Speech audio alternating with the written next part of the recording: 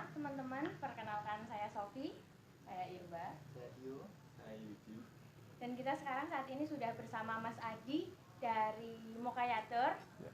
Di sini kita mau berbincang sejenak mengenai strategi pemasaran yang dilakukan oleh Mokayator setelah pandemi ini. Gitu. Oke, Mas Adi udah siap? Ya. Oke, Mas Adi bisa menjelaskan sedikit tentang sejarah Mokayator terlebih dahulu? Jadi Mokaya itu kalau di sejarahnya, kita berdiri itu sekitar 2010-2011. Nah itu dari karena dulu pas di kampus sering bikin acara, jadi kan dulu kan sempat jadi ketua HMP kalau tidak salah, lupa saya, himpunan mahasiswa. Bukan, program D3 dulu kan, karena bahasa Cina. Program itu, jadi kan dulu sering acara kunjungan kemana, terus akhirnya lulus, sempat kerja di bidang di bahasa Cinanya itu, di translator, terus dosen, guru, segala macam kayak gitu. Cuman semakin kesini kok lebih cocok untuk ke travel agent, karena dulu punya pengalaman di situ. Terus ngajak kita bikin tim yang bisa di travel, kemudian akhirnya bisa jalan dari kita bawa grup mungkin yang deket-deket, kemudian semakin berkembang, semakin kesini itu kita pernah sampai bawa tur ke Hong Kong, ke Cina, ke Thailand, seperti itu. Jadi ya perjalanannya seperti itu sampai sekarang ini. Dan pas pertama kita berdiri langsung kita bikin surat izin segala macam, terus kita gabung di asosiasi, khususnya di Asita, terus kantor kita juga di sini, terus karyawan juga kita ada, terus untuk mengembangkan itu juga kita ada ekspedisi juga di sini sebagai penopang, salah satu penopang usahanya, kayak gitu. Itu sih sejarahnya. Oh, sejarahnya. Oke, ini kita mau tanya tentang strategi pemasaran ya, Mas. Kalau strategi pemasaran, kalau dulu ya, karena dulu kita pas sekitar tahun 2010-2011 kan sosmed belum terlalu banyak, belum terlalu semasif sekarang. Jadi dulu ya kita penawaran yang kayak memberikan penawaran ke perusahaan, kita bikin proposal, kita kasih ke perusahaan, terus dari teman, semua teman yang saya kenal saya info kalau saya usaha seperti ini. Tapi semakin kesini karena sudah ada sosmed, kita kadang itu di Facebook yang ads iklan itu, terus sosmednya kita kencengin, kita bikin website kita di mokayatur.com, terus IG-nya ada Mokayatur, terus ada jalan-jalan asik seru, terus zaman dulu sempat kita ngiklan di koran seperti itu, pas koran masih rame, terus di majalah gitu lah dulu seperti itu. Tapi semakin kesini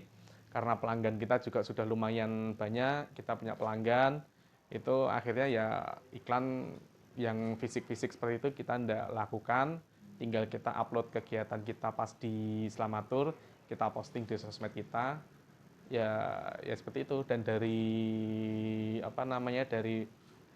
istilahnya gedok tular ya, jadi dari peserta ini mereka cocok, kemudian mereka sampaikan ke teman-teman mereka, terus order kita, seringnya seperti itu.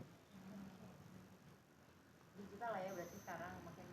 Lebih ke digital, jadi memang dikencengin ya di website itu, karena banyak juga customer kita itu tahu Mokayatur, kemudian dia ngecek di Google kan Mokayatur itu seperti apa, ternyata keluar ada pernah kesini, jadi mereka lebih percaya seperti itu. Kalau kan kayak jenis pemasaran kan banyak ya, satu kan digital marketing gitu. Terus kalau di sini tuh kan digital marketing lebih digunakan tadi kayak digital marketing, branding sama iklan gitu kan, Mas. Kalau pemasaran mungkin ke depannya mau ada pemasaran yang lebih cocok lagi, ke mana rencana gitu? Ya itu lebih ke digital. Sekarang kan misalkan di Facebook, di Instagram semua kan ada medianya. Jadi kan tinggal kita bayar berapa ratus ribu, kita ada budget itu budget apa namanya budget iklan berapa, misalkan 1 juta apa 2 juta, kita tinggal bayar di situ, otomatis secara nggak langsung nanti masuk ke Facebooknya yang sekitar sini. Paling Pernah seperti kayak itu. endorse gitu nggak? Maksudnya kalau Belum, oh, kita belum ya? pernah karena apa ya namanya ya, kita di produk wisata seperti itu dari teman-teman travel agent sendiri di endorse dari produk apa seperti itu juga sepertinya belum belum belum apa ya belum ada.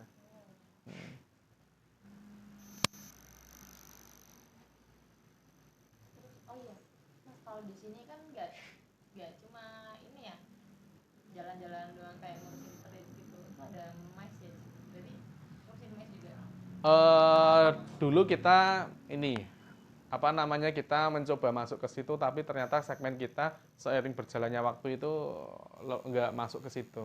Jadi kita lebih ke paket wisata, terus outbound, kemudian kunjungan apa studi banding, terus kunjungan instansi seperti itu. Dan semakin ke sini saat kita berdiri dulu kita sering bawa kunjungan mahasiswa, bahkan ya mahasiswa studi banding kemana nonton bukan empat mata, terus nonton Metro TV lah, pakai Candy. Dulu sering kita seperti itu, tapi semakin ke sini segmentasi kita lebih mengerucut ke kita bawa instansi sama perusahaan seperti itu. Jadi dari segi pelayanan kita lebih terbiasa memberikan pelayanan yang maksimal dengan fasilitas yang maksimal seperti itu. Oh ya Mas, kalau tadi kan berbicara tentang strategi marketing. Nah pasti kan kayak gitu, pasti ada hal-hal yang perlu dipertimbangkan kan.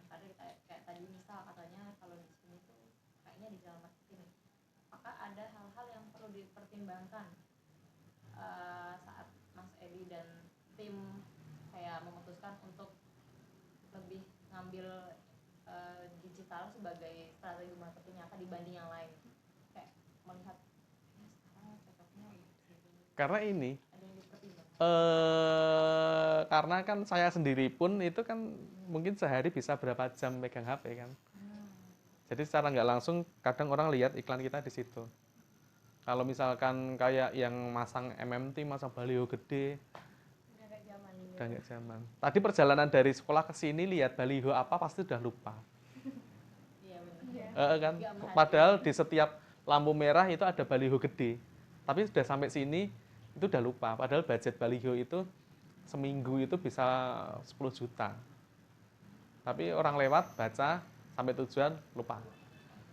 Tapi kalau misalkan kita transaksi, bukan transaksi, kita ngiklan di sosmed, itu bisa kayak interaksi langsung kan. Dia komen, bisa langsung tanya, kita langsung respon, kayak gitu. Dan dari budgeting sendiri lebih murah. Lebih murah digital marketing daripada yang lain gitu.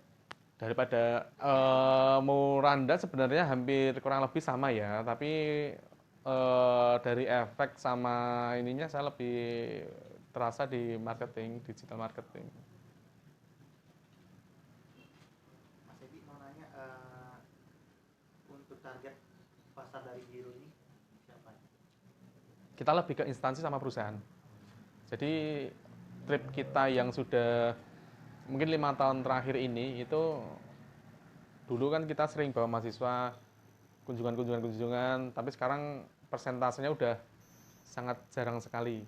Nah, kita ke perusahaan terus sama instansi pemerintah ya apa namanya ya bisa lebih repeat ordernya itu lebih banyak. Kalau mahasiswa bukannya kita apa namanya kita nggak mau melayani, nggak. Kalau ada request pasti kita layani. Kayak kemarin kita bawa mahasiswa UNS jurusan psikologi sepertinya itu ada acara kunjungan di Jogja ya kita layani. Tapi kita sudah tidak promosi yang semasif zaman dulu ngubungi ketua jurusannya, ngubungi siapa kita udah nggak seperti itu. Jadi kita lebih ke menjaga pelanggan-pelanggan kita dari perusahaan sama instansi seperti itu.